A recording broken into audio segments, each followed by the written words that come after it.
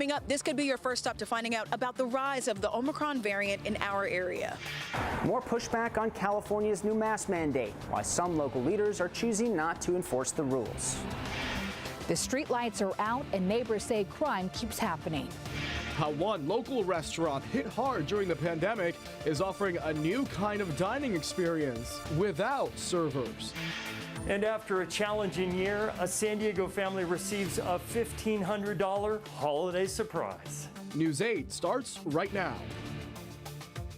Christmas is a little more than a week away, and as family and friends gather, doctors warn the Omicron variant could be your unwanted guest. Good evening, I'm Jesse Pagan, in for Marcella Lee. I'm Carlo Cicchetto. San Diego County health officials say while the Delta variant remains dominant in our area, there are 4 more local cases of the Omicron variant, bringing our local total to 6. As News 8's Kirsten Holmes found out, doctors say the Omicron could soon be our dominant variant. I'm here at UC San Diego Health Hillcrest, a testing site where if you take a look behind me, you can see people are pulling up to get tested. We've been here for just a few minutes, and we've already seen a steady stream of cars pulling in to go ahead and take those tests. And doctors say this could be the first stop for finding out how prevalent the Omicron variant is in our area. 2 weeks ago, we had the first community-acquired case of Omicron. So that means that we're going to start seeing it spreading across the county and across the country. Argentina Servin is an assistant professor of infectious diseases and public health at UC San Diego. She says the best way to get and stay protected is by doing something you've probably heard before, getting vaccinated and wearing a mask, even though that may not stop you from getting sick. It spreads faster, but it seems to be less aggressive. Again, that does not mean that you don't need to get your vaccine. The individuals in which we've seen these cases are fully vaccinated. The cases that were detected here locally did not require hospitalization or were actually asymptomatic or had mild symptoms. With California's new mask mandate in effect for all public buildings, including shopping centers, restaurants, and even your job again this year, and now a rise in the new Omicron variant in our area, some San Diegans are getting frustrated. Come on, how long am I going to do this? 2 years, 3 years, 10? While others agree getting vaccinated and wearing that mask is the best way to protect yourself and others. I can avoid colds, I can avoid flu, and the big bad guy, you know, the COVID. And I'm just ready for all this to be done, just to be honest with you. Servin also says since San Diego County's vaccination rate is nearly 90%, Omicron cases in our area may go undetected. She says this applies to folks with little to no symptoms and those who recently traveled for the holiday. When in doubt, get tested. And she says, wear your mask. For this time, we have to maybe not be as selfish and think of others and kind of try to follow this so we can get through this. Servin also says that we are lucky to be in a place where we have this kind of access to testing facilities and vaccination sites because there is a global vaccine inequality. Kirsten Holmes, News 8. Thanks, Kirsten. Meantime, the Delta variant is still the dominant strain of the coronavirus in San Diego County. County Health is now reporting 578 new COVID-19 cases and 4 more deaths. The number of COVID-19 patients who are hospitalized is at 359. It's stayed that way for a couple of days now. Nearly 77% of eligible people in the county are fully vaccinated, and nearly 602,000 booster shots have already been administered. Some local leaders and businesses are pushing back against a new statewide indoor mask mandate. It went into effect yesterday and will go on until at least January 15th. News 8's Tim Blodgett has more on who will not be enforcing it. Governor Newsom's new mask mandate came into effect yesterday. Some local leaders and business owners have been pushing back. With fears around rising cases, Omicron variant, and the holiday travels, the governor's office has issued a mandatory indoor mask policy regardless of vaccination status. While COVID cases in the state spiked 47% since Thanksgiving, average rates of hospitalizations and deaths have been relatively low. In San Diego, new cases have remained about the same this winter.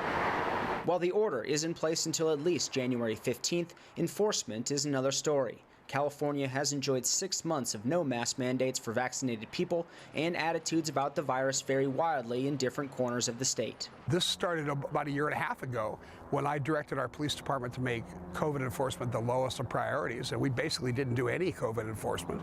Bill Wells is the mayor of El Cajon. Both he and Coronado Mayor Richard Bailey have both said publicly that they will not enforce the new mandates in their cities. putting the decision to require masks inside on the individual business owner. I believe in freedom. I believe in people's ability to make their own decisions. I think most people are pretty smart.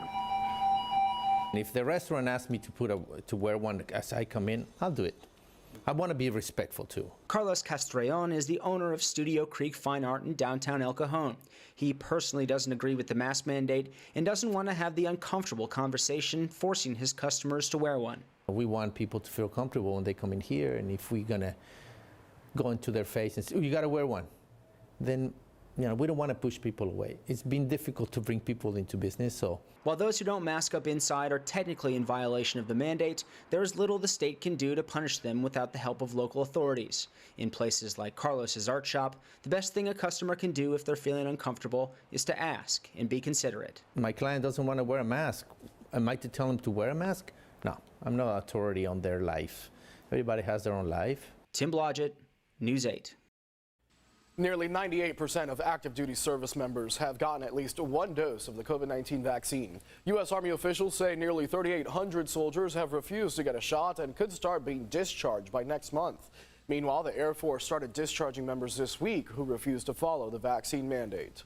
A $768 billion defense bill is headed to President Biden's desk for a signature after the Senate approved the annual measure. This year's bill includes provisions to help women and families in the military, including historic reforms to sexual assault investigations. Natalie Brandt has more on some of the key measures included in the bill.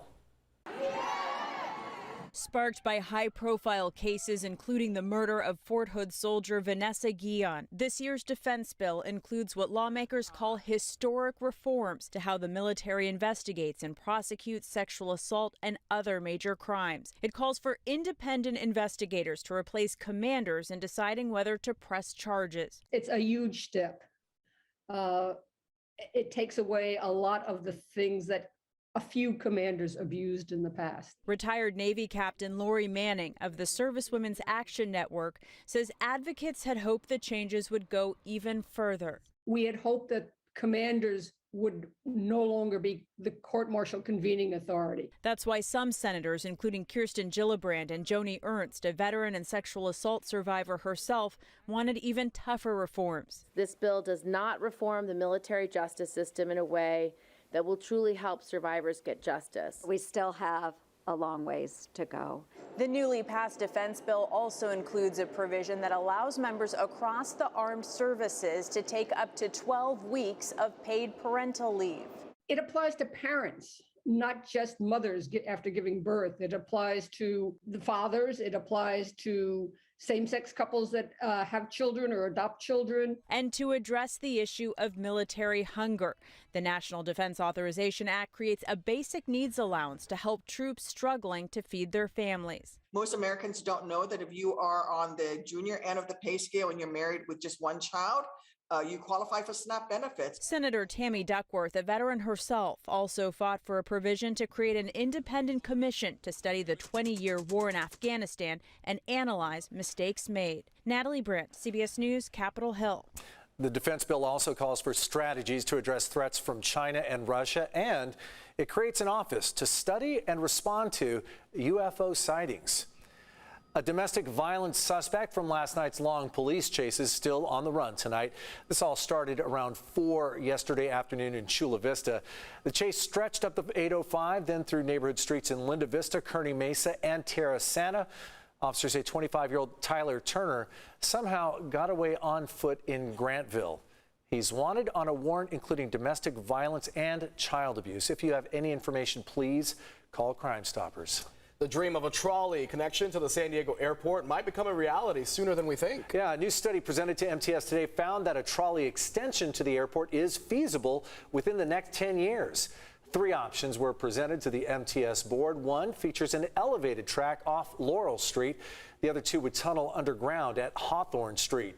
County Board of Supervisors Chair Nathan Fletcher said he is excited by the proposed timeline.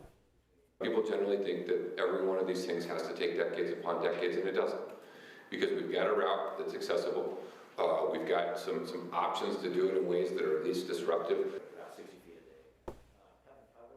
The MTS board authorized staff to begin pursuing federal and state grants to help pay for it.